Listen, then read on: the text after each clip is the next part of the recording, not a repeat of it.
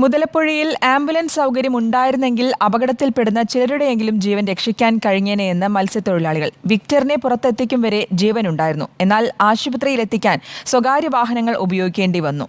സർക്കാർ വാഗ്ദാനം ചെയ്ത അടിസ്ഥാന സൗകര്യങ്ങൾ കൂടി ലഭിക്കാതെ വന്നതോടെ പ്രതിഷേധം കടുപ്പിക്കാൻ ഒരുങ്ങുകയാണ് മത്സ്യത്തൊഴിലാളികൾ.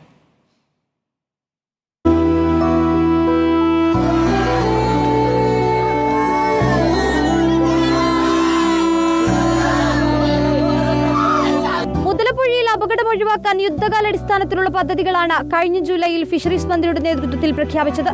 രക്ഷാപ്രവർത്തനത്തിന് 3 ബോട്ടും ആംബുലൻസും, 24 മണിക്കൂറും പ്രവർത്തിക്കുന്ന 22 മുങ്ങൽ വിദഗ്ധർ.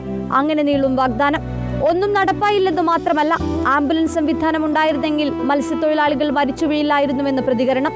ആംബുലൻസ് സൗകര്യം നടപ്പിലാക്കുമെന്ന് പറഞ്ഞു. ആ ആംബുലൻസ് സൗകര്യം ഉണ്ടായിരുന്നെങ്കിൽ 2 പേര്, ഇന്നലെ മരണപ്പെട്ട ഒരാൾ ഉൾപ്പെടെ 2 പേരുടെ മരണം നമുക്ക് രക്ഷപ്പെടുത്താൻ കഴിയുമായിരുന്നു. പലരെയും അപകടത്തിൽപ്പെട്ട് കരയ്ക്കെടുക്കും വരെ ജീവൻ കാണും. ആംബുലൻസ് ഇല്ലാത്തതിനാൽ ആശുപത്രിയിലേക്ക് കുതിക്കുന്നത് പലരുടെയും സ്വന്തം വണ്ടികളിൽ.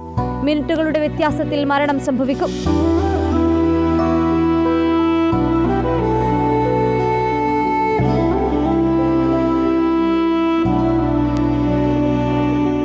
അഴിമുഖത്ത് വൻതോതിൽ മണലടിയുന്നതാണ് മുതലപ്പുഴയിലെ അപകടങ്ങൾക്ക് അടിസ്ഥാന കാരണം.